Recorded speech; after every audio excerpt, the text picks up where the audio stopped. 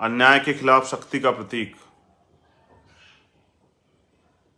मैं उन सब वीरांगनाओं को भी नमन करता हूं जिन्होंने अपने प्राण, अपना जीवन, हम सुरक्षित रहें, हमें समानता का जीवन मिले। और जब हमारे गुरु संत महापुरुष आंदोलन को संघर्ष कर रहे थे तब उन्होंने उनके साथ निभाने में दिया।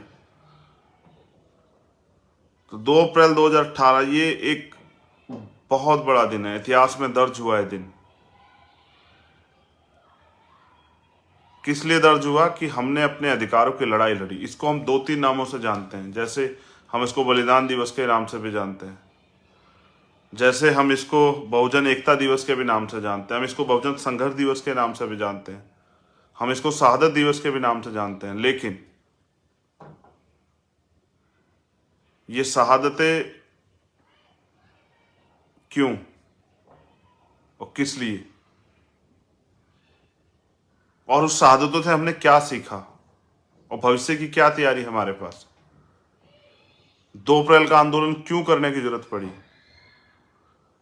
जब सुप्रीम कोर्ट ने हमें हमारे मिले संवैधानिक अधिकार SC/ST एक्ट को कमजोर करने का प्रयास किया, तब हमारे अंदर एक चेतना जागरूक हुई और हम लोग सड़कों पे आए, लाखों की संख्या में। सुबह के समय मजाक बना, जैसे शुरुआत में भीम आर्मी का बनता था कि ये नौजवान क्या करेंगे, ये कल के बच्चे क्या करेंगे। फिर दोपहर में विरोध हुआ कि ये सड़कें जाम कर रहे हैं, ये हल्ला मचा रहे हैं। और फिर अंततः दोपहर बाद ये स्वीकार किया देश ने कि SC/ST अपने अधिकारों के लिए सड़क पर निकला, और इतनी बड़ी ताकत से निकला कि केंद्र की सरकार को और सुप्रीम कोर्ट दोनों को झुकना पड़ा। लेकिन मेरे प्यारे साथियों, मैं आज बात कर रहा हूँ अपने नौजवान साथियों से, अपने सम्मानित जो मुझसे बड़े उनसे, अपनी बहनों से, माँओं से, अपने बच्चों से, अपने आने वाली पीढ़ियों से, जो नस्लें भी छोटी छोटी हैं। एक अधिकार को निष्प्रभावी करने का काम किया। हम लोग इतना चिल्लाए, हमने हंसते हंसते शहादतें दी, हजारों लोगों ने मुकदमे झेले। आज भी मुझे बहुत सारे साथी सुन रहे होंगे जिन्होंने मुकदमे झेले, रासुका लगी। सरकार के द्वारा जो अन्याय है, आप आए थे अपनी मांग, अपने हक की आवाज उठाने, कई जगह आपको हिंसा का शिकार होना पड़ा, कई जगह आप पे गोलियां चली, कहीं आपको पुलिस की लाठियां खानी पड़ी। ऐसा माहौल बना डर का, झूठे मुकदमे लगाए गए। जब सरकार किसी आंदोलन को दबाना चाहती है तो इन सब चीजों का सहारा लेती है, सत्ता के जरिए, प्रशासन के जरिए, पुलिस के जरिए। लोगों को जेलों में ठूसा गया, मारपीट की गई, जबरन डराने का इंतजाम किया गया। इन सब के बाद सरकार को झुकना पड़ा। लेकिन मेरा सवाल ये नहीं, उससे भी बड़ी तैयारी सरकार ने की। हमारा मिला हुआ आरक्षण, हमें मिली हुई संवैधानिक नौकरियां, हमें मिली हुई जमीनें, हमें संविधान के जरिए सम्मान का जीवन जो मिल रहा है, हमारे लिए जो नए अवसर। अब नया इस बार का आप बजट देखो तो सरकारों का आपको एहसास होगा, पहले हमारे लिए SC/ST के लिए नई पॉलिसियां होती, योजनाओं होती थी हमें अपने पैरों पर सशक्तिकरण के लिए, हमें अपने पैरों पर खड़ा करने के लिए। लेकिन आज की सरकारों के एजेंडे में नहीं। ये मैं नहीं कह रहा हूं, ये आप अगर चेक करोगे तो बजट आपको पता लग जाएगा। पहले बजट चेक कीजिए और अब के बजट चेक कीजिए। जो पैसा आपको तरक्की के लिए, आपको आगे बढ़ाने के लिए, आपको अपने पैरों पर खड़ा करने के लिए, इन वर्गों के सशक्तिकरण के लिए खर्च होता था, अब वो नहीं है। सरकारों ने वो खत्म कर दिया। एक बार जाग के और फिर सो जाना ये अच्छा नहीं है। मगर मैं आपको सच्चाई ये बताता हूँ, जैसे इंडियन आर्मी की बात हम करते हैं, जब देश का कोई जवान सीमा पे शहीद होता है, हम लोग यहाँ बड़े भावुक होते हैं, उसको नमन करते हैं, उसके अंतिम यात्रा में शामिल होते हैं। लेकिन एक कड़वा सच ये भी है कि उसके कुछ दिन बाद ही हम उसे भूल जाते हैं। उसकी मूर्ति लगाते हैं, हम उसके नाम पे गेट बनाते हैं, स्कूल बनाते हैं, लेकिन उसकी शहादत तब जो है पूरी साबित हो जाती है जब उसके बच्चे, उस शहीद के बच्चे, जो उस बुनियादी सुविधाएं उनको मिलनी चाहिए संवैधानिक अधिकार के कारण, उनके लिए वो दफ्तरों के चक्कर काटते फिरते हैं और उनकी कोई सुनवाई नहीं होती, और उनके काम कराने के नाम पर उनसे रिश्वत मांगी जाती है। और वो आज भी कई ऐसे परिवार आपको देखने को मिलेंगे। मैं बस आपको ये याद दिला रहा हूँ, शहादतें तो देनी पड़ेंगी। अगर आपको अधिकार चाहिए तो मांगने से नहीं मिलेंगे, उसके लिए आपको ताकत बनानी पड़ेगी। अधिकार, आज का जो समय है जब वो ताकतें जो लंबे समय से चाहती थी आप अधिकार मिल रहे और वो आपके अधिकारों पे कब्जा कर ले, तब आपको और ताकत, इतनी फोर्स इकट्ठा करनी पड़ेगी कि आप उस अधिकारों को छीन सको। बाबा साहब अम्बेडकर ने भी कहा, जो अधिकार छीन गए हैं या जो छीन लिए गए हैं उनको वो मांगने से नहीं मिलेंगे, उनको छीनना ही पड़ेगा। ये मैं नहीं कह रहा हूँ, ये डॉक्टर बाबा साहब अम्बेडकर कह रहे हैं। मैं आपको क्या याद दिलाऊं, क्या कितने परसेंट लोग ऐसे हैं जिनको याद है उन शहीदों के नाम, जिन्होंने इस अधिकार को बचाने के लिए अपनी जीवन को हंसते हंसते निछावर कर दिया? क्या आप जानते हैं वो कौन से जिले में, कौन से प्रदेश में रहते हैं? क्या कभी इस आंदोलन के बाद कभी आप उनके परिवार से मिलने गए? आपने उनके आंसू पूछे? आपने उनकी कोई मदद की? आप उनके साथ खड़े हुए? फिर आपका क्या योगदान था? मेरी बात पे गौर करना। मैं जो कहता हूं बहुत सोच समझ के कहता हूं। आज उन जिन परिवारों से शहादतें हुई वो अपने लिए नहीं आए थे, वो अपने समाज के अधिकारों के लिए आए थे। व्यक्तिगत उनको फायदा नहीं था। जैसे आज पूरे देश में भीम आर्मी के नौजवान लड़ रहे हैं, वो अपने व्यक्तिगत फायदे के लिए नहीं लड़ रहे हैं, वो समाज के हितों के लिए लड़ रहे हैं, समाज पे होने वाले अन्य अत्याचार के खिलाफ लड़ रहे हैं। उनका अपना कोई व्यक्तिगत एजेंडा नहीं। राजनीतिक कारणों से, किसी और कारण से आप उनको बुरा भला कह सकते हैं, लेकिन आप उनके जितना काम नहीं कर सकते। और हमने खोए हैं इस आंदोलन में बहुत सारे साथी। मैं तो आपसे कह रहा हूं, आप अपने सच्चे मन से पूछो, अपने दिल पे हाथ रख के, क्या आपको उन शहीदों के नाम याद है जिन्होंने इस अधिकार को बचाने के लिए कुर्बानियां दी थी? क्या कभी पीछे पलट के आपने उनको देखने, जानने का प्रयास किया?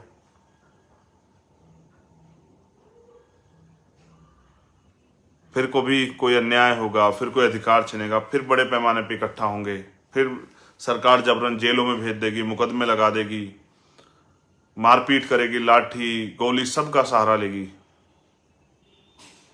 फिर कुछ दिनों बाद हम उनको भूल जाएंगे जो इस आंदोलन में कुर्बानियां देंगे। आज भी ऐसे सैकड़ों लोग हैं जिनको हम भूल गए। आज भी ऐसे हजारों लोग हैं जिन्होंने संघर्ष किया, जिनको हम भूल गए। पता नहीं हम कितने नासमझ हैं कि हमेशा भूलते रहते हैं।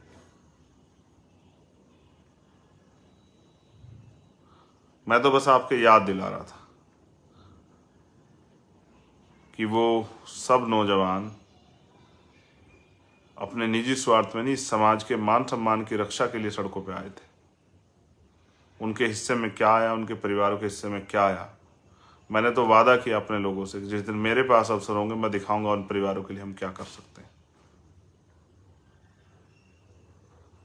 लेकिन उससे भी बड़ा अन्याय रोज जो जाति धर्म के नाम पे इस देश के वंचित वर्ग के लोग सहते हैं, जातिगत हिंसा, रोज वो भी सह देते हैं। जो सीवर में हम लोग सहते हैं, गटर में उतर के जो हमारी जान जाती वो भी सह देते हैं।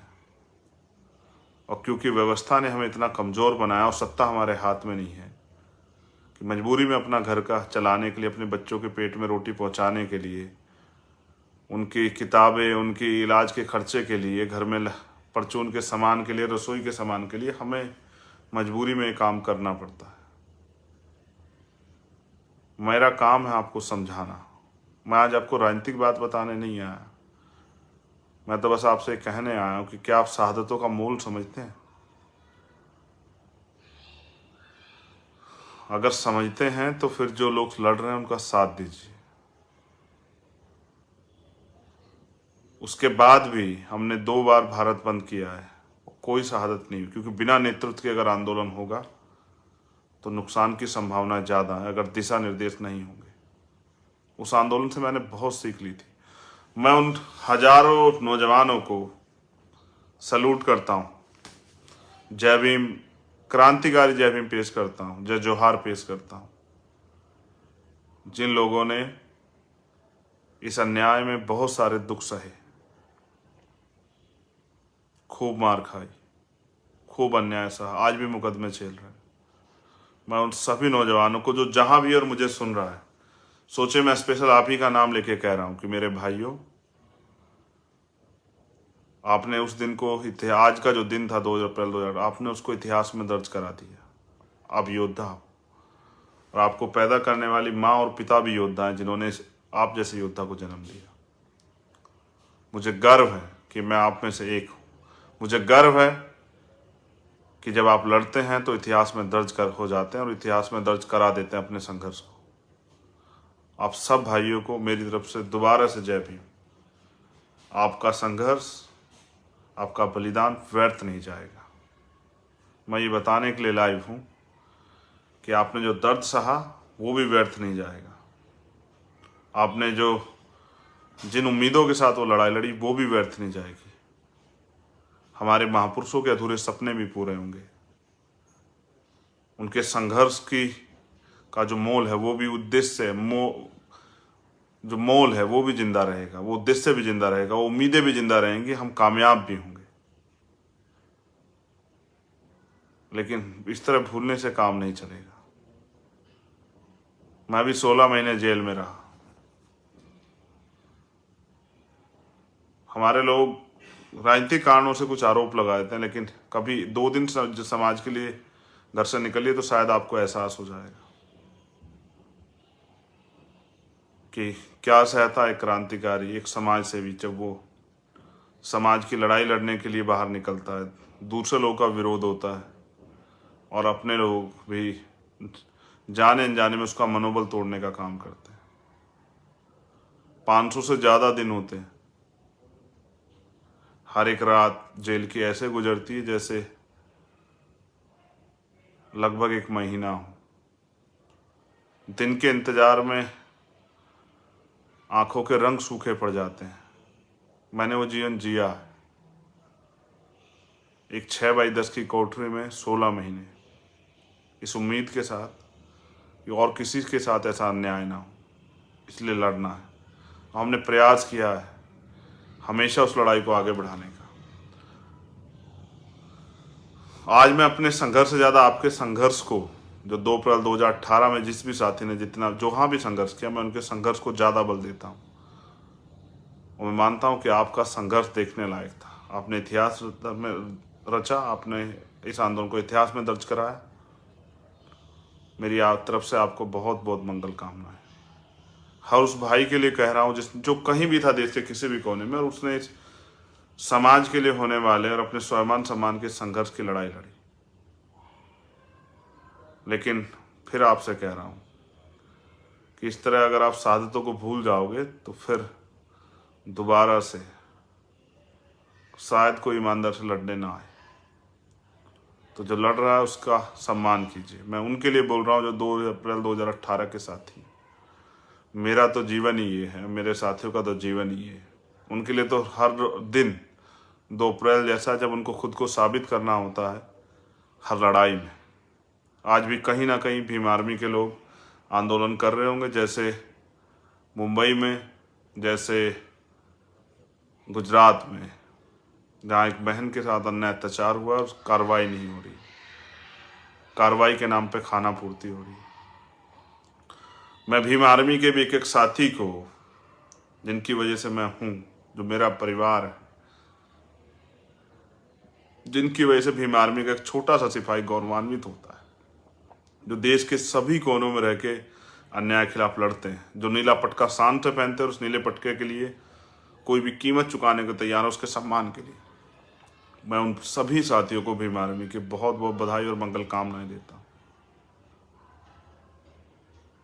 मैं उनके लिए ये भी आशा और उम्मीद करता हूँ कि आने वाले कल में वो इस समाज के जरिए, राजनीतिक आंदोलन के जरिए इस देश का नेतृत्व भी करेंगे, अपने अपने प्रदेशों में भी नेतृत्व करेंगे और अपने प्रदेश की जनता खुशहाल करेंगे। और जो राजनीति के नाम पे भ्रष्टाचार और खेल हुआ है यहाँ पैसे का, उसको बंद करके ईमानदारी से अपने लोगों के लिए काम करेंगे, उनके दुख को दूर करने का प्रयास करेंगे। मेरे कंधों पे करोड़ों लोगों की जिम्मेदारी।